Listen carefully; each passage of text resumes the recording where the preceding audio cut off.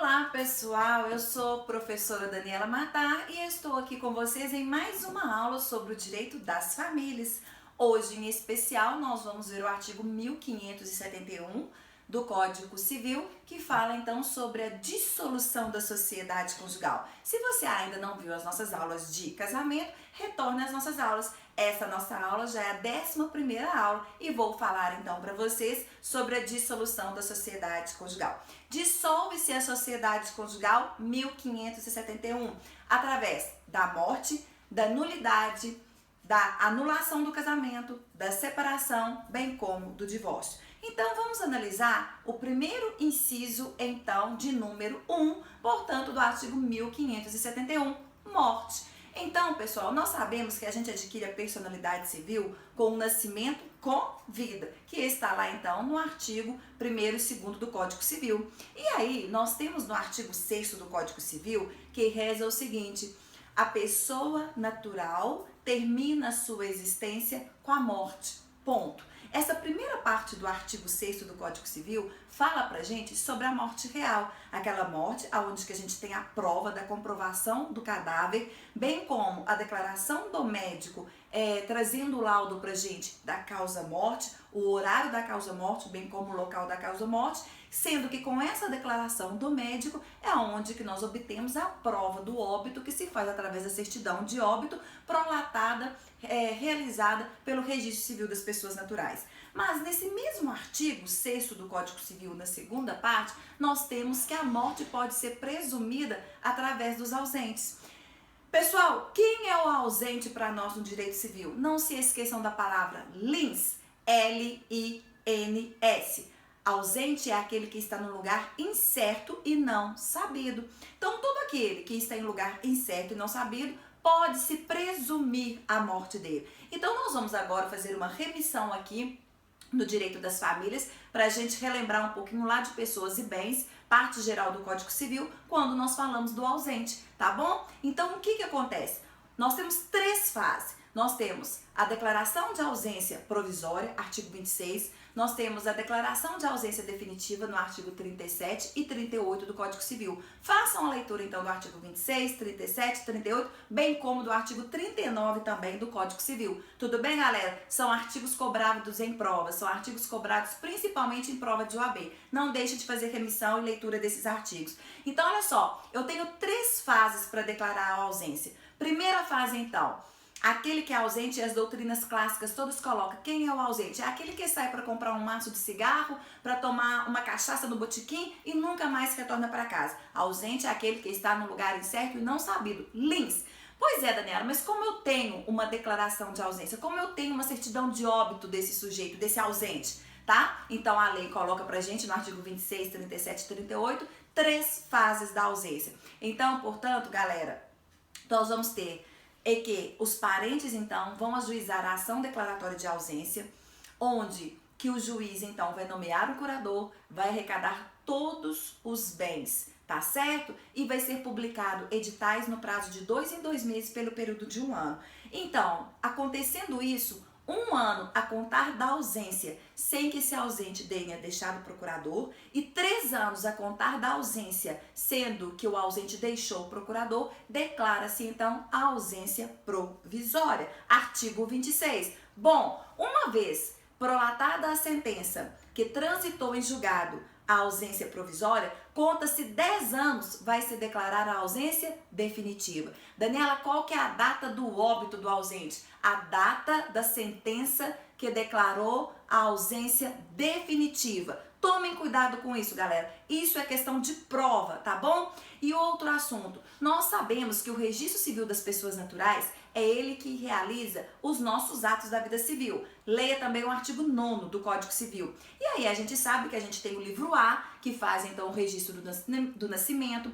Nós temos o livro B, que faz o registro do casamento. E nós temos o livro C, que faz o registro do óbito, tá? Então a morte real, ela é registrada no livro C. Nós temos o livro C auxiliar, que faz o registro do natimorto. E Daniela, Qual é o livro, então, que faz o registro do ausente? O ausente será registrado em um livro especial, livro E. Então, tomem cuidado com isso. Quais são as duas questões de provas mais cobradas? Qual é o livro que se faz o registro do ausente? Livro E, e todo mundo erra, porque todo mundo vem no livro C, tá bom? E além disso, qual que é a data do óbito? A data do óbito vai ser o dia da data da sentença da ausência definitiva. Tudo bem, galera? Então ainda, vem comigo. Além disso, pessoal, pode ser declarado a ausência, no caso, presume-se a morte, no caso também, tanto da ausência quanto do desaparecido. Daniela, existe esse Instituto do Desaparecido no Código Civil?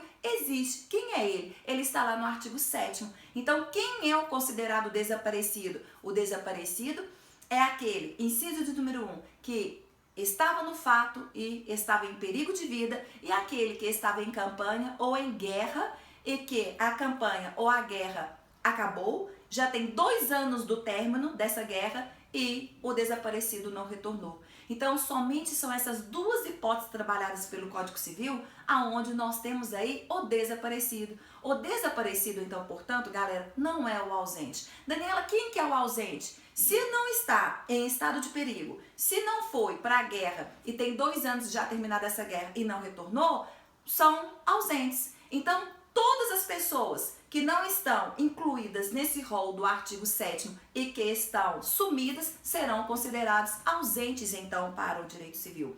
O desaparecido não é declarado só ausente, mas o seu desaparecido é feito através do processo de justificação judicial, aonde que o juiz vai verificar se estava em estado de perigo ou se estava em guerra e com o término há 2 anos não retornou e após esgotadas todas as buscas. Então, galera, fica de olho nessa situação, porque não basta estar em estado de perigo, não basta não ter retornado da guerra.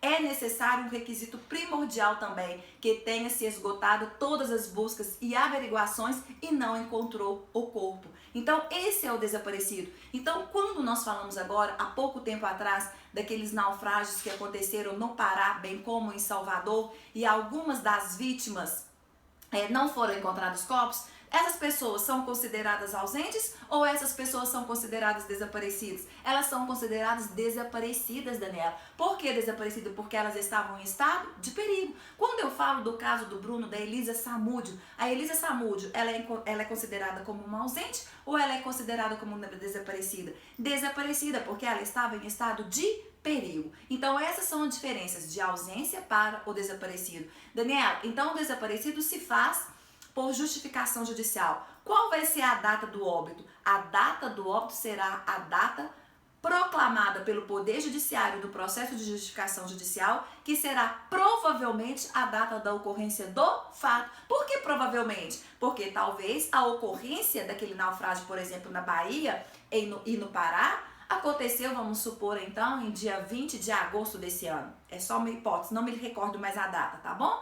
E a ocorrência do fato foi dia 20, mas a pessoa ela conseguiu ficar ainda no mar, em alto mar, por mais 24 horas, por 48 horas e não encontrou. Então percebam que a data provável será a data da ocorrência do fato. Essa data será colocada pelo Poder Judiciário, então no processo de justificação, aonde que depois o registro civil emitirá a certidão de óbito com essa data provável. Qual o livro que registra o desaparecido, Daniela? O livro que registra o desaparecido é no livro C, igualmente a morte real. Então, pessoal, está aí de uma forma muito rápida para os senhores, porque isso aqui seria até matéria de pessoas e bens e não de direito de família, mas eu estou fazendo aí uma revisão com os senhores também um pouco de pessoas e bens, tá certo? Então, o que acontece? Ausente, ação declaratória de ausência, aonde eu tenho 3 fases. Data do óbito será a data do dia que foi proclamado, então, a ausência definitiva. O livro de registro, sei lá, o livro é especial. O desaparecido está no artigo 7º do Código Civil, será feito pelo processo de justificação.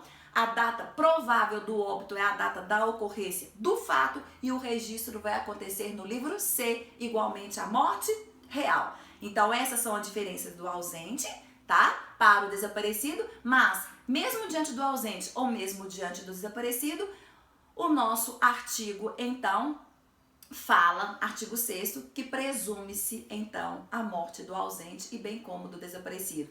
Peço aos senhores que façam a leitura também do artigo 39 do Código Civil, que fala sobre os bens do ausente, tá? O que acontece com esses bens do ausente? Então, o artigo 39 faz essa remissão pra gente, que se ele retornar até 10 anos a contar do trânsito em julgado da sentença que proclamou a ausência definitiva, ele vai encontrar os bens no estado em que se acharem, no estado em que se encontrarem. Daniela, e se ele retornar depois de 10 anos, tá? A contar da sentença, então, do trânsito em julgado que realizou a ausência definitiva, ele perde tudo. Então, ele terá direito de receber seus bens no modo em que se achar, se ele retornar no período, então, de 10 anos a contar da sentença definitiva. Tá bom, pessoal? Então, se dissolve-se a sociedade pela morte. Morte real ou pela morte presumida. Bom, pessoal, também nós temos, então, que a sociedade conjugal ela pode ser dissolvida